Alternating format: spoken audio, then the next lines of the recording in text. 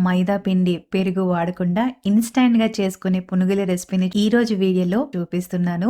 ఇవి భలే టేస్టీగా, పైన క్రిస్పీగా, లోపల సాఫ్ట్‌గా చాలా చాలా బావుంటాయి. ఈ పునుగులు చేసుకోవటానికి అరగంట నానబెట్టిన ఒక గ్లాసుడు బియ్యంలో కొద్దిగా నీళ్ళని వేసి ఇలా మెత్తగా గ్రైండ్ చేసుకోవాలి. తర్వాత ఉడికించిన 2 బంగాళాదుంపల్ని కూడా మెత్తగా గ్రైండ్ చేసుకోవాలి. ఈ రెండింటిని ఒక మిక్సింగ్ బౌల్‌లోకి వేసి కొద్దిగా జీలకర్ర, రుచికి తగ్గ ఉప్పు, సన్నగా తరిగిన పచ్చిమిరపకాయలు, కొత్తిమీర వేసి వీటన్నిటిని చక్కగా కలుపుకోవాలి. నూనె బాగా వేడయ్యాక ఇలా పునుగుల్లా వేసి చక్కగా వేయించుకొని కొబ్బరి లేదా రెడ్ చట్నీతో సర్వ్ చేసుకుంటే సూపర్ ఉంటాయి. ఈవెన్ టమాటా కెచప్ తో కూడా చాలా బాగుంటాయి. ఎన్నైనా తినాలనిపిస్తుంది.